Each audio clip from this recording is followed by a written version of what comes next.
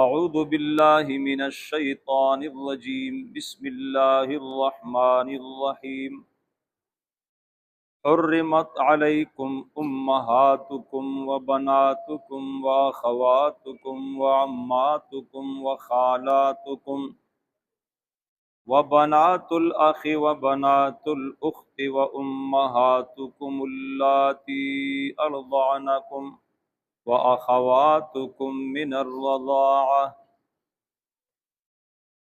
سورہ نساء آیت نمبر 23 ہے۔ گزشتہ آیت کے ساتھ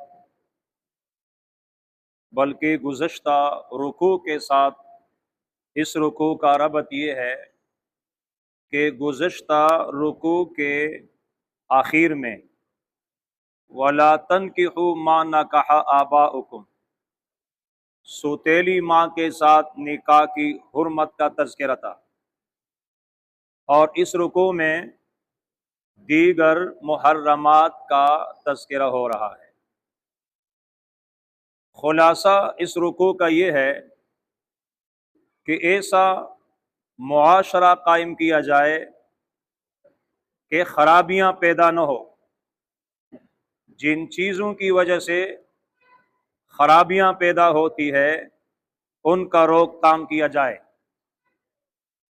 جو جائز چیزیں ہیں اور جائز حقوق ہیں وہ دیے جائیں کہ ناحق کی طرف لوگ آگے نہ بڑھے، نمبر ایک۔ دوسری بات، اس رکوع میں محرمات کا تذکرہ ہے اور اس کی 3 قسمیں ہیں۔ جن عورتوں کے ساتھ نکاح کرنا حرام ہے ان کی 3 قسمیں بیان کی جا رہی ہے۔ نمبر ایک، محرمات نسبیہ، نسب کے طور پر، نسب کی وجہ سے حرام ہے۔ نمبر دو، محرمات رضاعیہ، دودھ پینے کی وجہ سے حرمت آئی ہے۔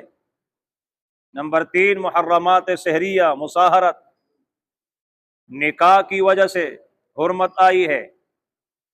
ماں کے ساتھ نکاح ہوا ہے، کسی عورت کے ساتھ نکاح ہوا ہے تو اس کی بیٹی حرام، اور بیٹی کے ساتھ نکاح ہوا ہے تو ماں حرام۔ اس کی تفصیل آگے آئے گی، مختلف صورتیں وہاں بنتی ہے۔ یہ جو پہلی قسم ہے محرمات نسبیہ۔ اب یہ جو محرمات نسبیہ ہے اس کو محرمات ابدیہ بھی کہا جاتا ہے، یہ ہمیشہ کے لیے حرام ہے۔ محرمات ابدیہ یہ ہمیشہ کے لیے حرام ہے، اور اس میں جو اقسام ذکر کیے گئے ہیں تو وہ 7 قسم کے خواتین کا تذکرہ کیا گیا ہے۔ حرمت حرام کی گئی ہے، علیکم تم پر، امہاتکم تمہاری مائیں۔ معنی یہ ہے کہ کیا حرام کیا گیا ہے؟ معنی ان تنکحوہن، معنی ان کے ساتھ نکاح حرام ہے، اور اس میں دادی، نانی، یہ سب اس میں شامل ہے۔ دادی، پھر آگے یہ سلسلہ چلتا رہے گا، تو ماں، اور اسی طرح ماں کی ماں، نانی، یہ سب اس میں شامل۔ من قبل الاب ومن قبل الام، باپ کی طرف سے باپ کی ماں، اسی طرح ماں کی ماں، یہ سب اس میں شامل۔ حرمت علیکم امہاتکم وبناتکم، نمبر 2، اور تمہاری بیٹیاں تم پر حرام ہیں، مطلب بیٹیوں کے ساتھ نکاح حرام ہے، تو بیٹی، پھر بیٹی کی بیٹی، یہ سلسلہ چلتا رہے گا۔ اور تمہاری جو بیٹی ہیں، وبناتکم تمہاری بیٹیاں، تو بیٹیوں کی بیٹیاں، اس طرح بیٹا ہے تو اس کی بیٹی، واخواتکم اور تمہاری بہنیں۔ بہنیں ان کی 3 صورتیں جو بیان کی گئی ہے کہ اخیافی ہو، اعیانی ہو، علاتی ہو، سب اس میں داخل ہے۔ ماں باپ شریک بہن، صرف ماں شریک، صرف باپ شریک، کسی کے ساتھ بھی نکاح جائز نہیں ہے۔ وعماتکم اور تمہاری پھوپھیاں، مانا باپ کی بہن، اس کو پھوپھی کہا جاتا ہے، یہ سلسلہ آگے چلتا رہے گا۔ اور وخالاتکم تمہاری خالائیں، مانا ماں کی بہن، یہ ہو گیا جی محرمات نسبیہ۔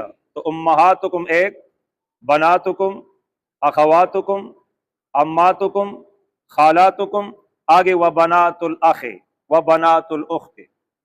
व बनातुल अखे माना बाई की बेटियां, भतीजियां, फिर भतीजी की बेटी, ये सारा सिलसिला।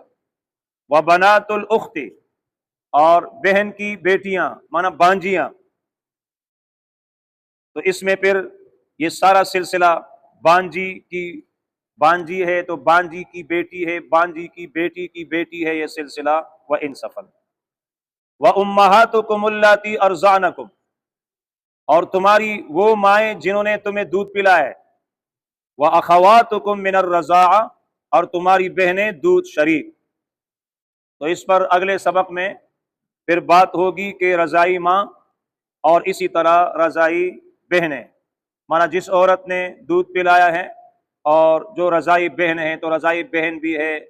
तो आगे रज़ाई, तो जिस तरह के रज़ाई बहनें तो रज़ाई बाई हैं, रज़ाई बाप, रज़ाई चचा, और इस पर फिर नबी अलैहिस्सलातु वस्सलाम ने जो ज़ाब्ता बयान किया है उसको बयान करेंगे इंशाअल्लाह ताला। जो औरतें जिनकी हुर्मत की बात यहाँ आई है, तो इनके साथ निकाह करना ये फिर जिना शुमार होता है, और ये कबीह तरीन जिना शुमार होता है। फरमाया हुर्रिमत, हराम की गई है तुम्हारे लिए। एक जिना हराम है और एक इनके साथ निकाह हराम है। तो अगर कोई बदबख्त इन औरतों में से किसी के साथ निकाह करे, या कोई बदबख्त इन औरतों में से किसी के साथ जिना करे, नऊज़ु बिल्लाह। आजकल जो दौर चल रहा है और ये टिकटॉक है और इस किस्म की चीज़ें जो चल रही हैं, जो रिपोर्टें सामने आ रही हैं, बहुत ख़तरनाक है। अल्लाह ताला मुआशरे की हिफाजत फरमाए।